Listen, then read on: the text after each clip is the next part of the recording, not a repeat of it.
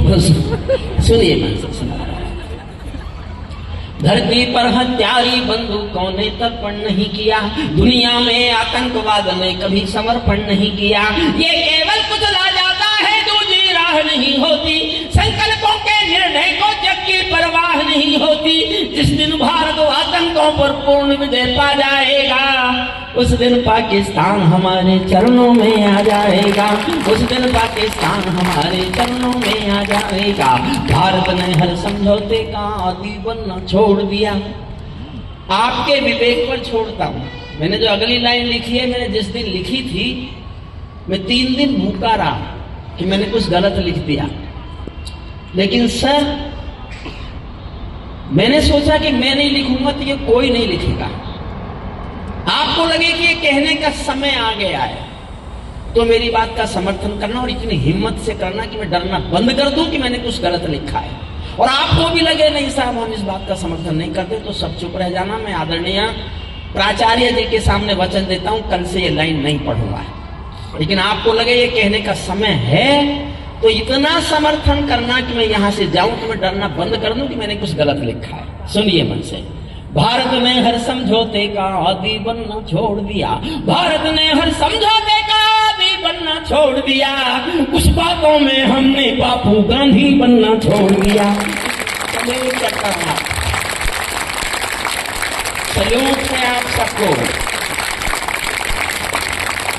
आप जिस मन से सुन रहे हैं, ये पब्लिक स्कूल है, इंग्लिश मीडियम होगा ही, लेकिन किसी इंग्लिश मीडियम में भी भारतीय परंपराएं और संस्कृति का इतना पालन होता है, ये देखकर मैं आज बहुत प्रफुल्लित हूं। और मुझे इतना अच्छा लग रहा है, मैं दिल से एक बात बिना कहे जाऊंगा तो मुझ पर बोझ रहेगा।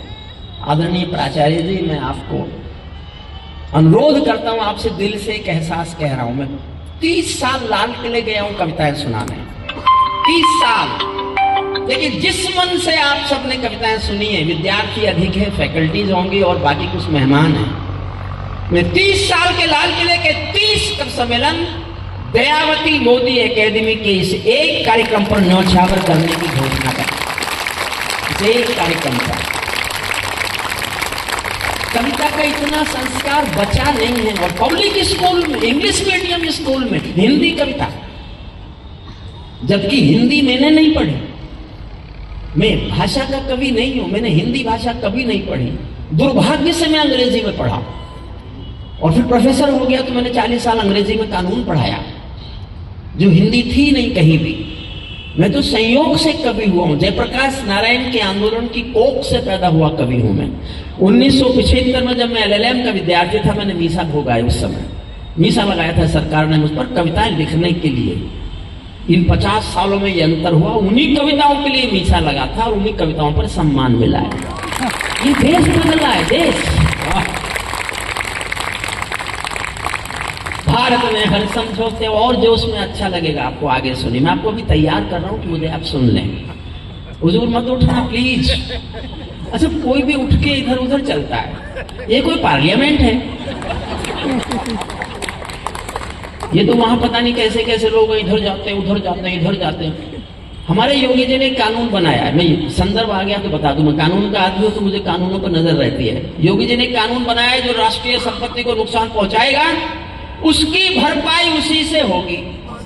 अच्छा कानून है ना? बहुत बढ़िया।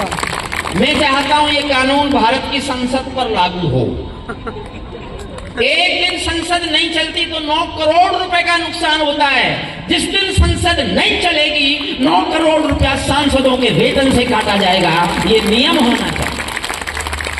कोई बहिष्कार नहीं करेगा, सब बैठ के चुप करेंगे। वहीं पर तमाशा बना रखा है।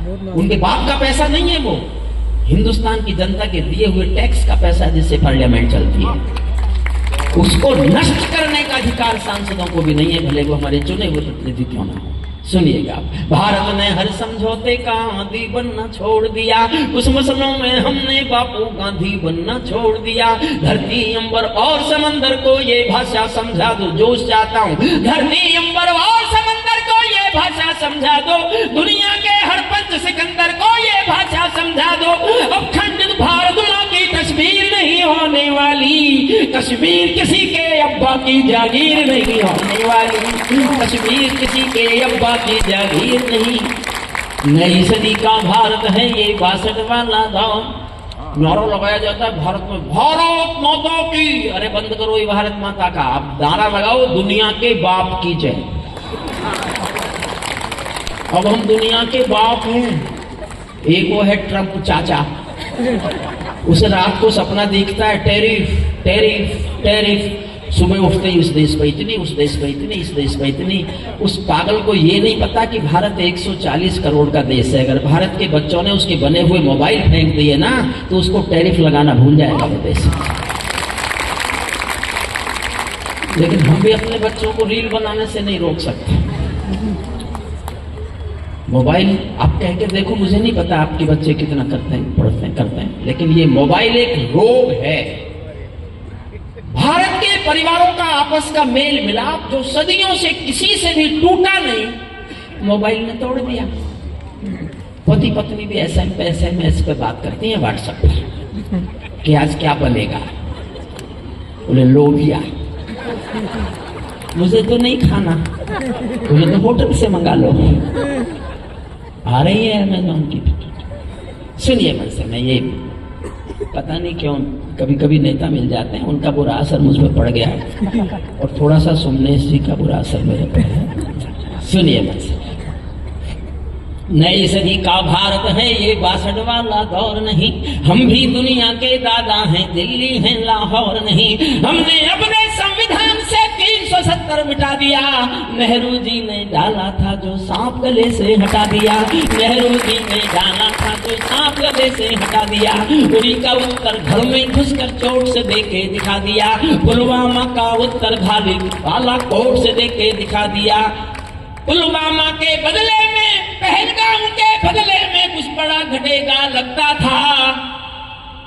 इस दुनिया के नक्शे से एक देश घटेगा लगता था। इस दुनिया के नक्शे से एक देश घट।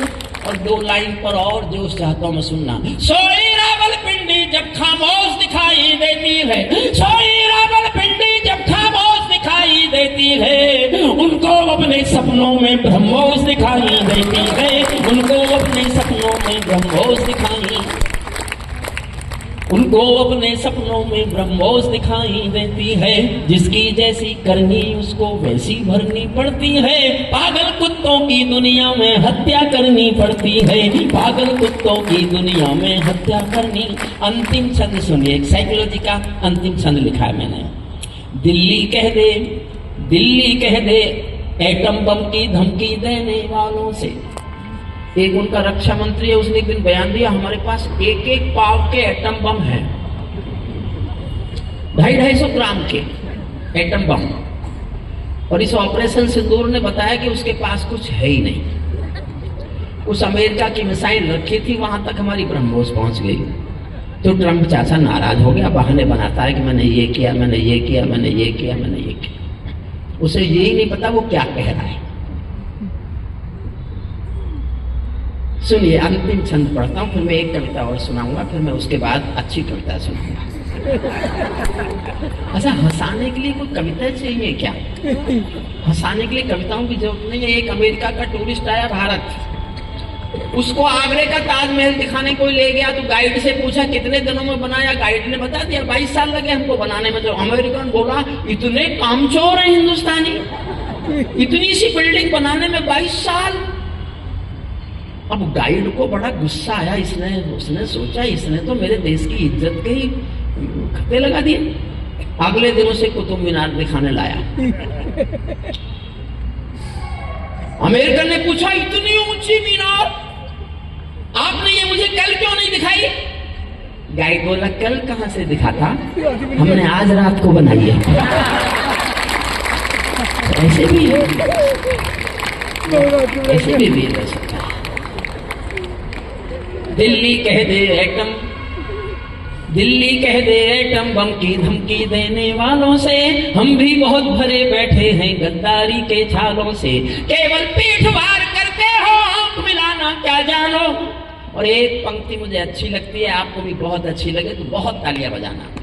केवल पीठ वार करते हो, आंख दोस्त मिलाना क्या जानो, तुम नफरत की पैदाइश सो प्यार जताना क्या जानो, तुम नफरत की पैदाइश सो प्यार जताना क्या जानो। बार बार की गद्दारी को भारत क्यों सह जाता है, ज्यादा संयम भी दुनिया में कायरता कहलाता है। भैंस के आगे बीन बजाना बहुत हो चुका बंद करो, खुद को बिच्छू से कटवाना बहुत हो चुका बंद करो।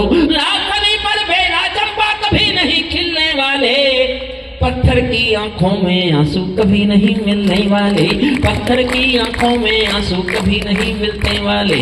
बढ़ते अंतिम पंक्तियां पढ़ता हूं बस जोश में साथ देना। बढ़ते बढ़ते कोई फोड़ा जब नासूरी होता है, बढ़ते बढ़ते कोई फोड़ा जब नासूरी होता है, उस फोड़े में चीरा लगना बहुत जरूरी होता है, उस फोड़े में चीरा लगना बहुत जरूरी होता है, उस फोड़े में चीरा लगना बहुत जरूरी होता है। 70 सालों की भूलों का समाधान हो जाने दो, सब समझौते मरे पड़े हैं पिंडदान हो जाने दो। पर्वत को बाजू में तोड़ो, शोले भरो निगाहों में, आंसू की पूजा मत करना बलिदानों की राहों में। तुम भी सीमा रेखा तोड़ो, आगे बढ़ जयनाद करो। 48 में खोया था जो कश्मीर आजाद करो, 48 में खोया था जो कश्मीर। अब मैं एक और कविता सुनाता हूँ।